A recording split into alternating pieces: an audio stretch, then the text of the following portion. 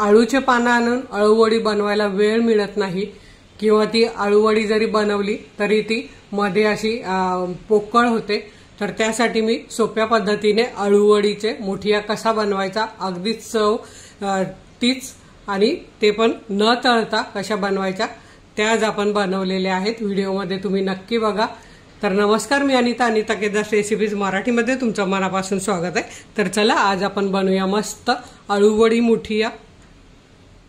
अळूच्या पानांचा मुठिया बनवण्यासाठी मी इथे बघा ही 3 अळूची पानं कापून घेतलेली आहे। एक ठेवलेले तुमच्यासाठी, ते कसं कापायचं तुम्हाला मी दाखवते। आणि मोठी मोठी पानं होती, तर 4 पानं होती माझ्याकडे, त्यातली 3 मी कापून ठेवली। आता हे एक पण आपण कापून घेऊया। ते कसं कापायचं तर असं आहे बघा, देठ पूर्णपणे हा काढून टाकायचा आहे। आता इथे देठ कापून झाल्यावर मी इथे हे पान असं मध्ये कापून घेते आणि मध्ये कापल्यावर पुन्हा याला असं मध्ये कापून घेते। तसंच हेही असं दोन्ही ठेवून असं मध्ये कापून घ्यायचं। तर हे ऑलरेडी थोडंसंच एवढं, आता पुन्हा हे असं चपटा करून पुन्हा हे बघा असं कापून घ्यायचं आहे। पुन्हा याला असं मध्ये कापायचं आहे, पुन्हा याला असं कापायचं आहे, म्हणजे अगदी झटपट बघा पान कापून होतं। हे बघा, तर याला पुन्हा अशी एक चीर देऊन घ्यायची आहे आणि आता आपल्याला हे पान असं बारीक बारीक कापून घ्यायचं आहे। याच्या आधी अळूवड्या खूप सगळ्यांना आवडलेल्या आहेत, माझ्या जवळजवळ 35 लाख लोकांनी बघितलेल्या आहेत आणि अशाच मी 2-3 प्रकार दाखवलेले आहेत। तर आता आपण याचा मुठिया छान बनवणार आहोत। चव तीच, पण अगदी सोपी पद्धत, म्हणजे ज्यांना अळूवडी बनवायला वेळ नाही किंवा अळूवडी बनवता येत नाही तर त्यांच्यासाठी, आणि मस्त तेलात फ्राय न करता ती काय करायची पुढे ते मी तुम्हाला दाखवणार आहे। आता ही पानं आपण सगळी यात घेऊया आणि आता यात काय काय घालायचं ते बघूया। आता इथे मी मोठं भांडं घेतलं आहे, कारण हे थोडं छोटं पडणार होतं, तसं मिक्स केल्यावर कमीच होणार ते। तर यात आपल्याला घालायचं आहे 3 चमचे तांदळाचं पीठ, म्हणजे कुरकुरीतपणा येण्यासाठी। साधारण या पानांचं हे 3 कप झालेलं आहे, तर त्यासाठी आपण घालूया 1.5 कप बेसन। तर हे बघा 1.5 कप बेसन, पाववाटी तांदळाचं पीठ घातलेलं आपण। यात आपण घालूया 2 चमचे तीळ, आपल्याला वरून पण लागणार आहे तीळ, तर आत आपण घालले।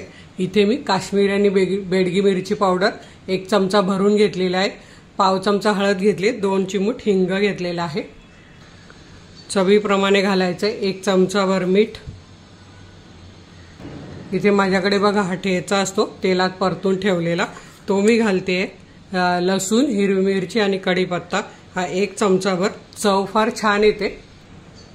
आता इथे आपण घालणार आहोत, माझ्याकडे ही चिंच गुळाची चटणी बनवून ठेवलेली असते, याचा व्हिडिओ पण आहे, शॉर्ट्स पण आहे, तर तुम्ही नक्की बघू शकता।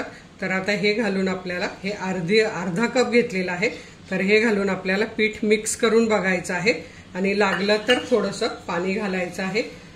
तर आता आपण हे मिक्स करून बघूया किती होतं ते, आणि त्यानुसार आपल्याला थोडंसं पीठ लागलं तर लागणार आहे आणि थोडंसं पाणी, अगदी 1-2 चमचेच पाणी लागणार आहे, जास्त पाणी घालायचं नाहीये। आता इथे मी अजून अर्धा कप बेसन घालून घेतलेलं आहे आणि 1-2 चमचे पाणी घालते, कारण पानं मोठी असल्यामुळे पीठ लागतं, त्यामुळे पीठ आधीच जास्त घालायचं नाही, पानं आणि पीठ एकदम परफेक्ट झालं पाहिजे। आता याचा आपण गोळा बनवून घेऊया। हे बघा अगदी सहज गोळा बनतोय आणि मस्त चटपटीत होणार आहे। तर इथे तुम्ही बघू शकता आपला गोळा तयार झालाय, फक्त वरून 2 चमचे पाणी लागले आणि अर्धी वाटी चिंच गुळाचं पाणी घातलेलं आहे आणि मस्त चटपटीत तयार झालाय। आता आधी आपण पाणी उकळत ठेवूया। आता इथे बघा मी भांड्यात पाणी उकळत ठेवते। आता इथे आपल्याला ज्यात उकळायचे त्याला तेल लावून घ्यायचं आहे, म्हणजे ते चिकटणार नाही। हे बघा पूर्ण चाळणीला तेल लावून घेतलेलं आहे। आता आपल्याला हाताला पण असं दोन्ही हाताला तेल लावून घ्यायचं आहे आणि याला मुठियाचा आकार द्यायचा आहे। तर तुम्हाला जेवढे छोटे जेवढे मोठे कसे बनवायचे तसे बनवा। हे बघा, किंवा तुम्ही याचा एक मोठा रोल सुद्धा बनवू शकतात, पण मोठा रोल उकडायला वेळ लागतो 15-20 मिनिटं। तर ह्या अशा आपण मुठिया याचे बनवून घेऊया। तर मी असे मुठिया बनवते आणि चाळणीत ठेवते। तर इथे बघा एक चाळण भरून आपले मुठिया तयार झालेले आहेत, एवढं पीठ आहे। तर आता इथे आपल्या पाण्याला आलेली आहे उकळी, आपल्याला यावर ठेवायची आहे ही चाळण आणि एक 6 ते 7 मिनिटं वाफवून घ्यायचं आहे। मधून एक 3 मिनिटांनी हे पलटी करून घ्यायचे आणि 6 ते 7 मिनिटांनी, किंवा मग कसं चेक करायचं ते मी तुम्हाला पुढे दाखवते एक 6 ते 7 मिनिटांनी। आणि गॅस मीडियम ठेवायचा आहे, कमी पण नाही ठेवायचा आणि मोठा पण नाही ठेवायचा, मध्यम ठेवायचा आहे। 4 मिनिटं झालेले, आता आपण बघूया मुठिया बघा फुललेत किती छान बघा, म्हणून अशी थोडीशी जागा ठेवून आपल्याला ते ठेवायचे आहेत। आता हे असे आपण सगळे पलटी करून घेऊया आणि अजून एक 2 ते 3 मिनिटं छान वाफवून घेऊया। आता पण हाताला चिकटत नाहीये, तरी पण आपण एक 2-3 मिनिटं हे वाफवून घेऊया। आणि आता इथे बघू शकतात मी ह्या उरलेल्या पिठाच्या एवढ्या करून घेतलेल्या आहेत मुठिया, आणि हे बघा 3 मिनिटं झालेत, हे पण आपले वाफले गेलेत। असं हाताला बघायचं तर हे बघा अजिबात चिकटत नाही।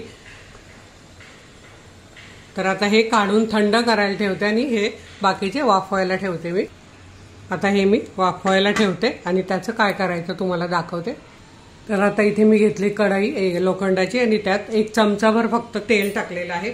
तेल गरम होऊ द्यायचंय आणि ज्यांना तेलकट खायचं, तळून खायचे, तर त्यांनी काय करायचं, असे मध्ये हे कापायचं। आता अजून हे गरम आहे त्यामुळे हे चिकट आहे, तर असं तुम्ही हे तळू शकतात, काही प्रॉब्लेम नाही। पण माझ्याकडे असे फ्राय केलेले आवडतात, किंवा असे पण तुम्ही असे शॅलो फ्राय करू शकतात। तर आता आपण यात घालूया एक तीळ, आणि तीळ छान फुलू द्यायचे आहेत। आपल्याला जेवढे पाहिजे तेवढे तीळ घालायचे। तीळ बघा छान चटचट आहेत। आता आपण हे घालूया मुठिया, हे बघा, कारण आता मी जेवढे आता मुलांना पाहिजे, आम्हाला पाहिजे तेवढे घालणार आहे, बाकीचे संध्याकाळी मिस्टरांना पण खूप आवडतात। तर हे बघा हे असे तेलात एक 2-3 मिनिटं फक्त असे फ्राय करून घ्यायचे।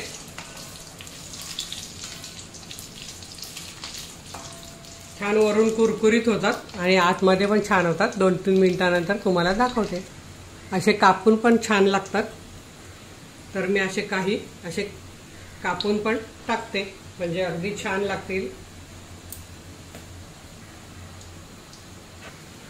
तर हे बघा याचा छान रंग सोनेरी आला आहे। आता हे आपण काढून घेऊया, 3 मिनिटं झालेली आहेत।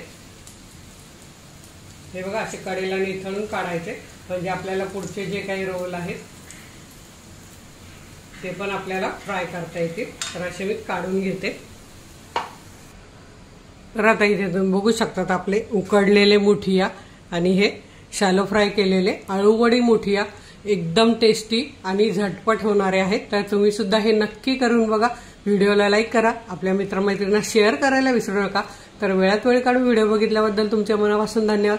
अशाच माझ्या छान छान रेसिपी बघा, बनवा, खा आणि हेल्दी राहा।